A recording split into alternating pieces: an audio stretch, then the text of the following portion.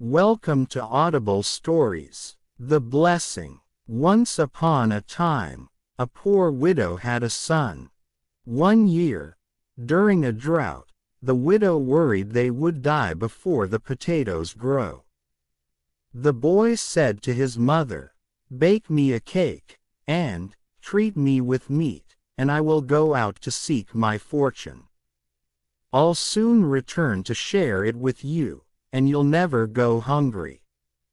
So his mother packed a bag for her son, and the next day at dawn, they stood at the front gate, and she asked, "My son, tell me this, would you rather have half a cake and half of meat and half blessings, or would you prefer to have the whole of all?" "My dear mother, surely I would wish only for all your blessings," he said. His mother smiled. "You're a wise and brave boy, so you will take it all, my thousands and thousands of blessings," and they hugged goodbye. The boy went along seeking work, but no one needed help. After a few days, he found himself one afternoon beside a bog where a donkey was stuck up to his shoulders. "Please, help me out or I'll drown," the donkey said.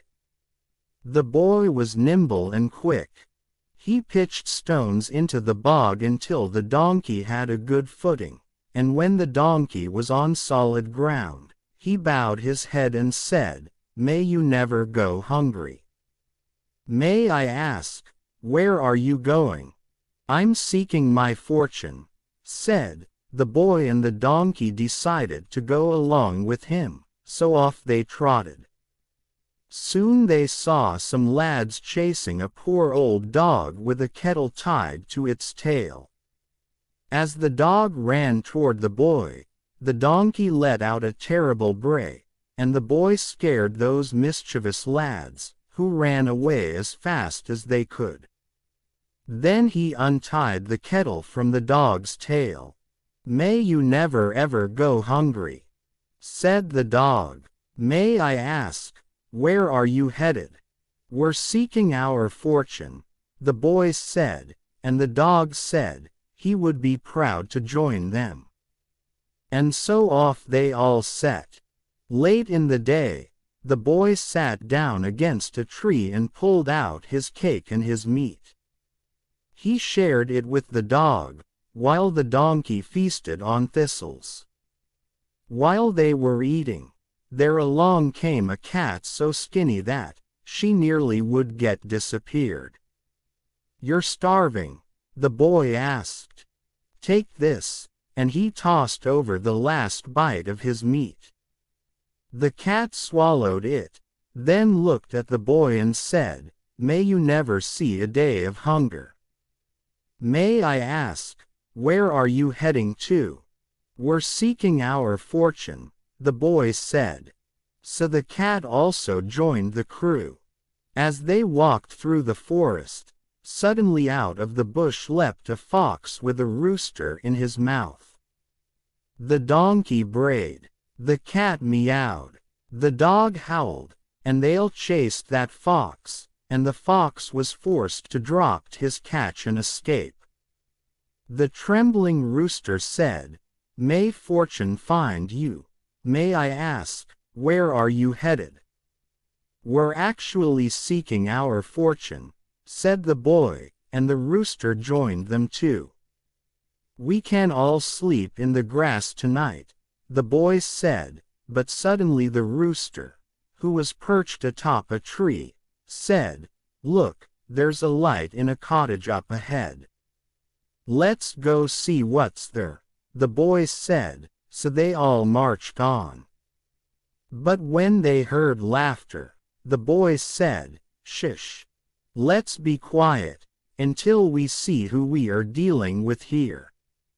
The boy crept near the window and peered inside and saw two robbers around a table, eating roast and potatoes and talking about the gold they had just stolen from the king's palace. "Listen," the boy whispered.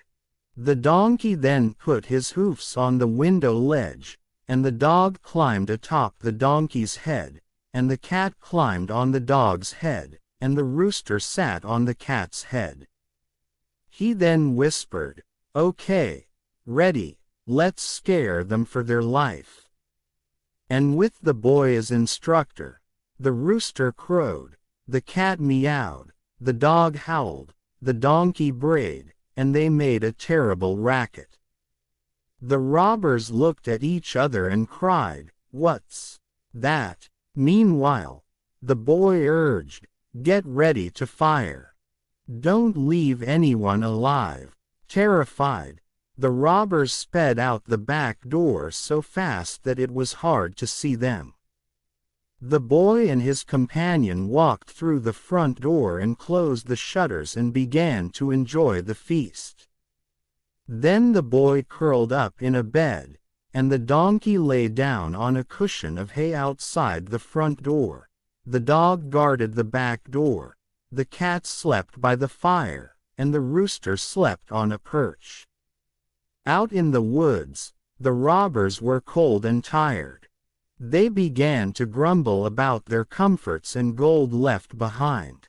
"I'll go check and make sure everything's safe," one of the robbers said. When he got back, he groped his way inside the cottage through an open window. As he made his way toward the fire, the cat hurled at the robber, and with fierce claws tore the man's face. The robber turned to run through the back door, but he stepped on the dog's tail. The dog began to bite at his thighs and legs. "Let me out of here!"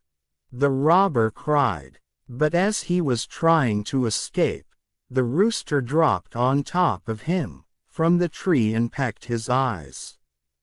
The robber then reeled right out the front door, where the donkey kicked him as hard as he could. The robber lay unconscious in a puddle of mud. Back at the cottage, the boy said, "We must return the gold to the king, for it's the right thing to do." So they poured all the gold into a sack, and laid the sack on the donkey's back. Forming a line, the comrades marched off, through bogs and up hills and into dales. At long last, they reached the palace, and they asked to see the king. The wise boy presented the gold to the king, and he told the story of detecting and determining the robbers, and of how well his comrades fought with the robbers. The king was so pleased that he gave everyone the best he had. To the rooster, he gave the best post in the farmyard. To the cat, he gave a warm spot in front of his palace fireplace. To the donkey, he gave the best stall and finest hay, and to the boy he gave a finest set of clothes and blessed him with a bounty of fortune. And when they sat down to supper that night, the king announced, "My boy and his comrades, may you all never ever go hungry. And I'll see to it personally." Sure enough, the boy and his mother never ever went hungry, and neither did any of his new friends. If you like the story, please do like, share and subscribe. Thank you for listening.